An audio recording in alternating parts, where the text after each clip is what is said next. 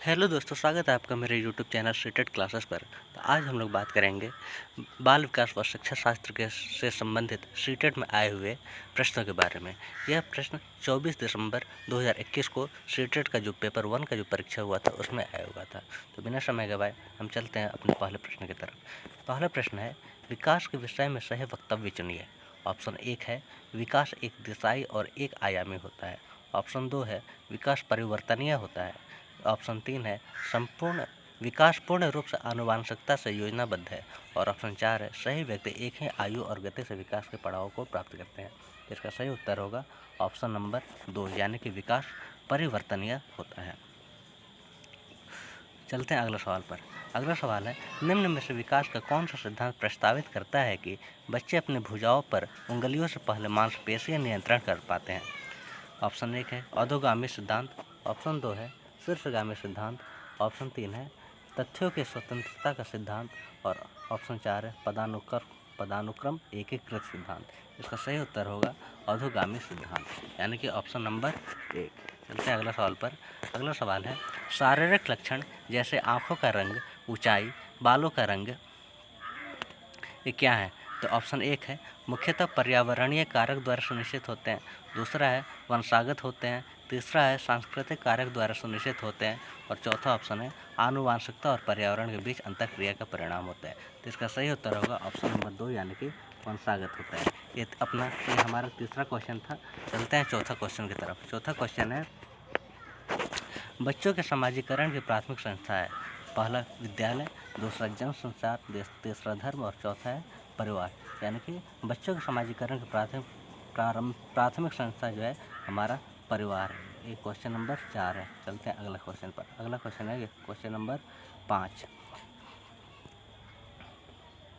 Question number 5 एक बच्चा सिर्फ मूर्त वस्तुओं के साथ ही समस्याओं का समाधान कर सकता है।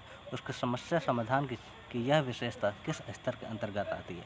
पहला ऑप्शन है संवेगात्मक अवस्था, दूसरा पूर्व संक्रियात्मक अवस्था, तीसरा मूर्त संक्रियात्मक अवस्था और चौथा औपचारिक संक्रियात्मक अवस्था। तो इसका सही उत्तर होगा मूर्त संक्रियात्मक अवस्था। चलते हैं अगला सवाल पर।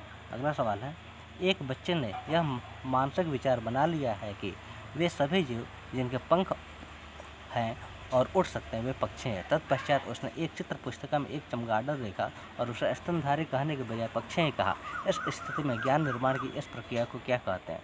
पहला समावेशन, दूसरा समायोजन, तीसरा क्रमबद्धता और चौथा है संरक्षण। तो इसका सही उत्तर होगा समावेशन।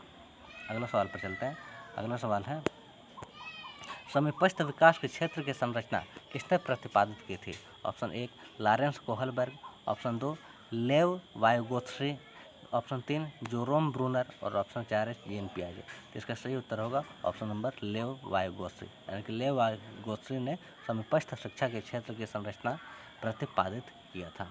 चलते हैं अगला सवाल पर। अगला सवाल है, निम्न में से कौन सा कथन बच्चों के संज्ञानात्मक विकास के विषय में जीन पियाजे और लेव वाइगोत्स्की के विचारों के बीच मुख्य अंतर दर्शाता है? पियाजे बच्चों के स्वतंत्र प्रयासों द्वारा जगत को अनुभव करने पर जोर देते हैं, जबकि वाइगोत्स्की संज्ञानात्मक विकास को सामाजिक मध्यस्थ प्रक्रिया के रूप में देखते हैं।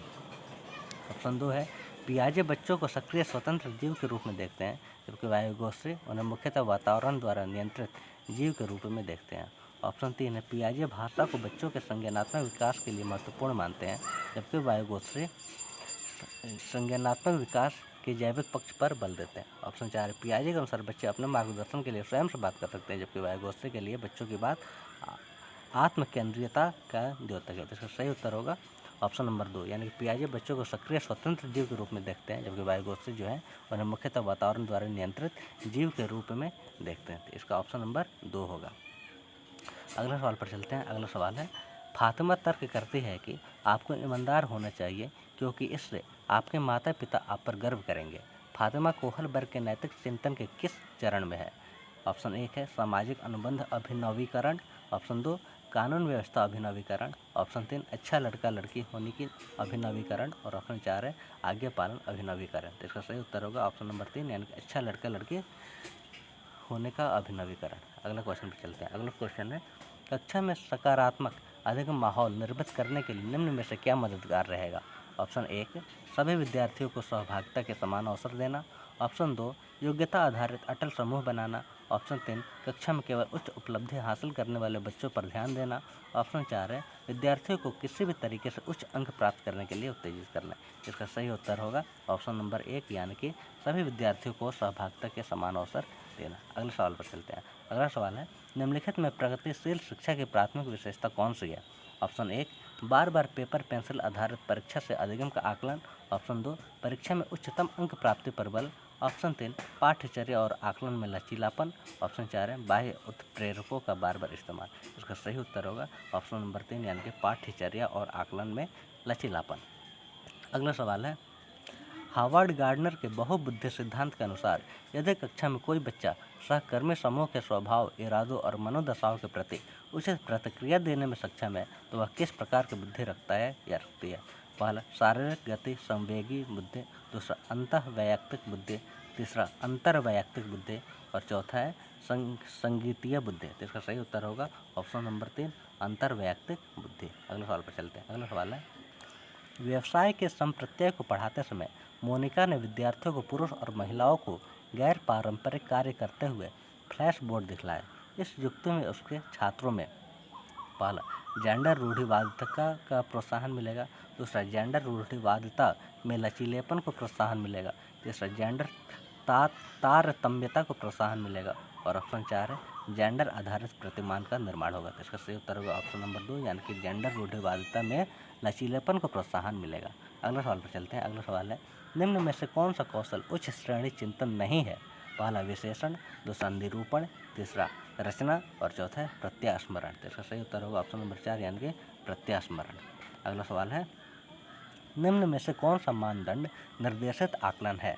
पहला अधिगम के निम्नतम स्तर को मानक निर्धारित करने वाला परीक्षण, दूसरा सततमकता को आकलन आधार मानने वाला परीक्षण, तीसरा जेड स्कोर को आकलन आधार मानने वाला परीक्षण और चौथा है वह परीक्षण जो विद्यार्थियों को क्रम प्रदान करे। तो इसका सही उत्तर होगा ऑप्शन नंबर 1 अधिगम के निम्नतम स्तर को मानक निर्धारित करने वाला परीक्षण। अगला सवाल है दिव्यांगजन अधिकार अधिनियम 2016 के अनुसार बौद्धिक क्रियाशीलता में सीमाबद्धता वाले व्यक्ति को संबोधित करने का उचित तरीका क्या है। पहला मानसिक मंदित, दूसरा बौद्धिक रूप से विकलांग व्यक्ति, तीसरा मानसिक विकलांग और चौथा व्यक्ति जिसे बौद्धिक अक्षमता है। तो इसका सही उत्तर होगा ऑप्शन नंबर 4 यानी कि व्यक्ति जिसे बौद्धिक अक्षमता है। अगला सवाल है इनमें से कौन सी विधि समावेशन के अनुरूप नहीं है।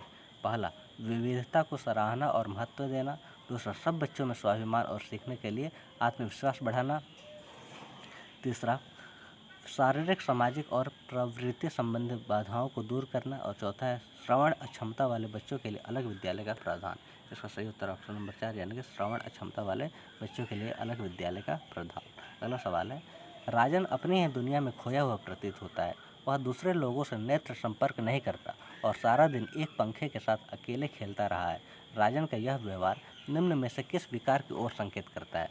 ऑप्शन 1 मांसपेशिया दुर्विकार, ऑप्शन 2 स्वलीन क्रम विकार, ऑप्शन 3 गुड़ज वैकल्य और ऑप्शन 4 है गति समन्वय वैकल्य। इसका सही उत्तर होगा ऑप्शन नंबर 2 यानी कि स्वलीन क्रम विकार। अगला सवाल है विषय वस्तु को पढ़ते समय शब्दों को हटाने, उलट कर लिखने और बदल कर लिखने में कठिनाई आना किस विकार की तरफ इशारा करता है। ऑप्शन 1 है विमर्श वैकल्य, ऑप्शन 2 है वाचन वैकल्य, ऑप्शन 3 है गुणज वैकल्य और ऑप्शन 4 है उत्साह वैकल्य। इसका सही उत्तर होगा वाचन वैकल्य। चलते हैं अगला सवाल पर।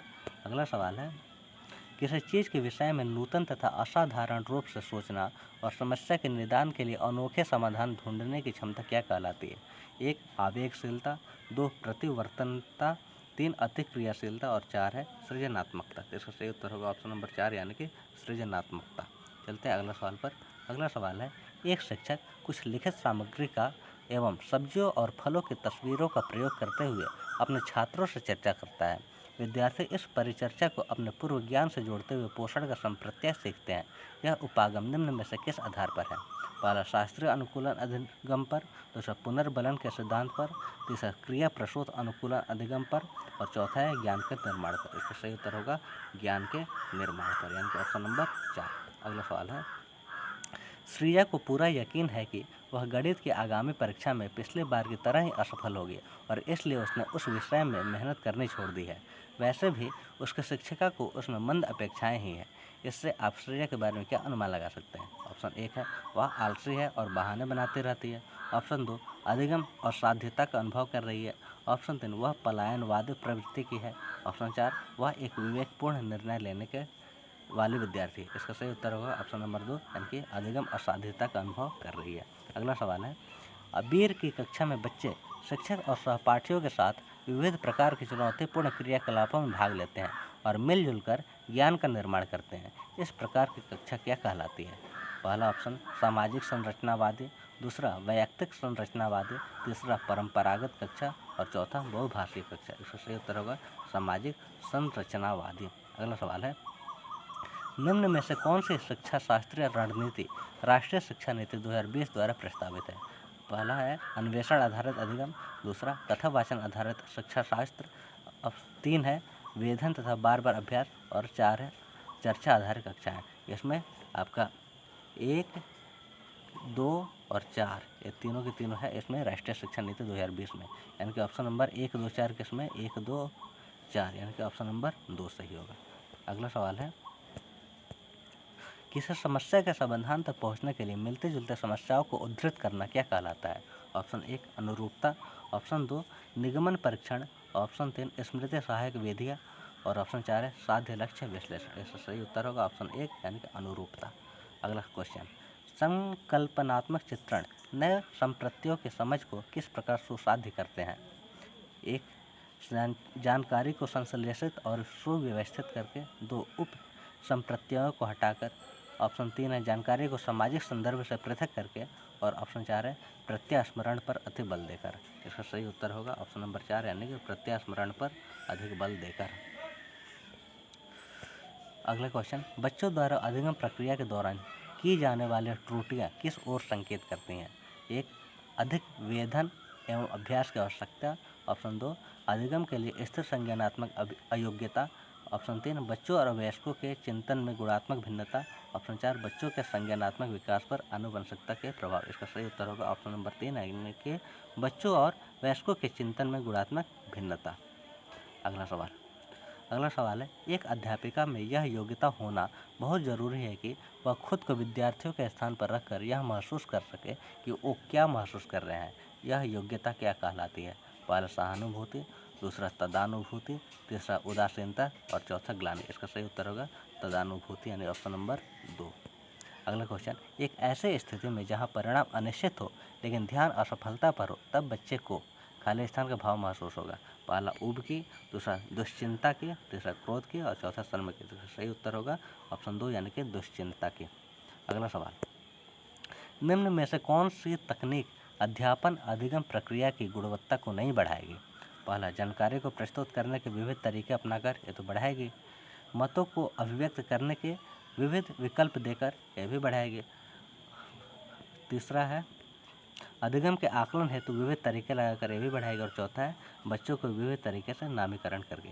तो यही इसका सही उत्तर होगा कि ये वाला आपको अध्यापक अधिगम प्रक्रिया की गुणवत्ता को नहीं बढ़ाएगी, ऑप्शन 4। अगला क्वेश्चन, अब क्वेश्चन समाप्त हो गया। ये था आपका क्वेश्चन नंबर 30 था ये।